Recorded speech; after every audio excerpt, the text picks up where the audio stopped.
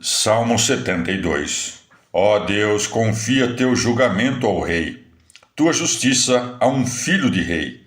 Governe teu povo com justiça e teus afligidos com retidão.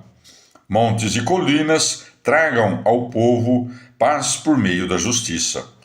Que ele defenda a gente oprimida, salve as famílias pobres e esmague o opressor. Que dure em companhia do sol, diante da lua, de era em era. Desça como chuva sobre a erva, como chuvisco que empapa a terra. Em seus dias floresça o honrado, e haja prosperidade até que falte a lua, que domine de mar a mar, do grande rio aos confins da terra.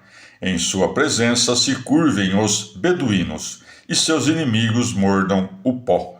Que os reis de Tarsis e as ilhas lhe paguem tributo. Os reis de Sabá e da Arábia lhe ofereçam seus dons. Todos os reis se prostrem diante dele, e todos os povos o sirvam. Porque ele livra o pobre que pede auxílio, o oprimido que não tem protetor. Que tenha piedade do pobre e desvalido, e salve a vida dos pobres. Que o resgate da crueldade e da violência, e tenha seu sangue em grande apreço. Que viva, que lhe dê ouro de Sabá. Rezem por ele continuamente e o bendigam o dia todo. Sejam abundantes as messes do campo e se agitem no alto dos montes. Seu fruto esteja viçoso como o do Líbano, e os feixes como erva do campo. Que seu nome seja eterno, brote seu nome diante do sol. Que todos os povos o felicitem e o invoquem como bênção. Bendito seja o Senhor Deus de Israel, o único que fez maravilhas. Bendito para sempre seu nome glorioso, e que sua glória encha a terra. Amém. Amém. Palavra do Senhor. Transposição cristã do Salmo 72, por Luiz Alonso. O nome que a tradição rabínica deu ao rei do Salmo é o de Messias. Os cristãos acrescentam a identificação como Jesus de Nazaré. O testemunho dos antigos é unânime, e o primeiro ponto de apoio, e talvez o mais forte, é o texto de João 5:22.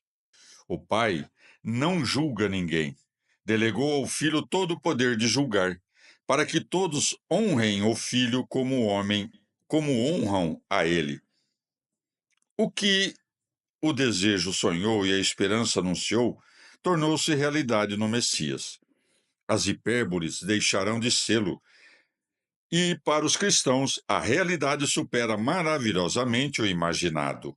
O Messias glorificado, sentado à direita do Pai, recebe o reino universal e perpétuo, um reino que não é deste mundo. Olhando o ato final, Paulo anuncia no Areópago, porque indicou um dia em que julgará o universo com justiça, por meio do homem que designou. Proposta a transposição global, podemos articulá-la em alguns caracteres fundamentais desse reinado universal e perpétuo, de justiça e paz, de salvação e libertação, contra os opressores e em favor dos pobres. Esses traços suscitam ressonância no Novo Testamento. Reino eterno, Lucas 1:33. Reinará para sempre na casa de Jacó, e o seu reinado não terá fim.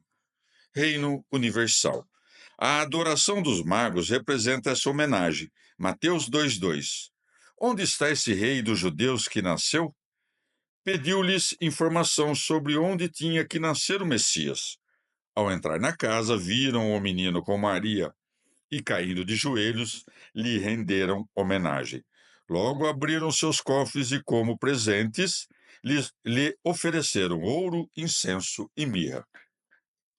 Também a multidão de convertidos no dia de Pentecostes.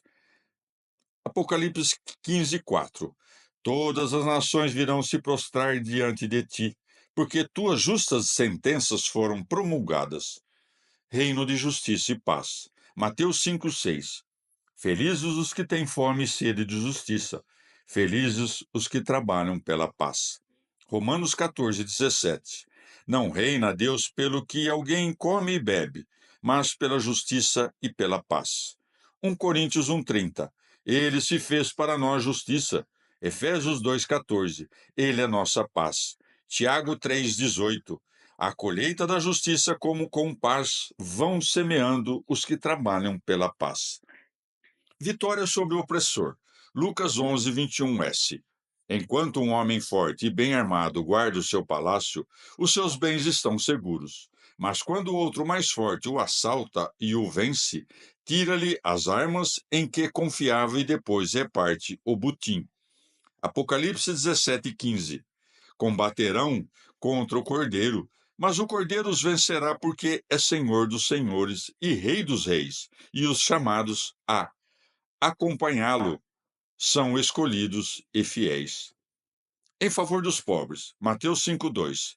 Felizes os pobres de coração, Lucas 14:18. Ele me ungiu para que dê a boa notícia aos pobres, Lucas 7:22. Aos pobres se anuncia a boa nova.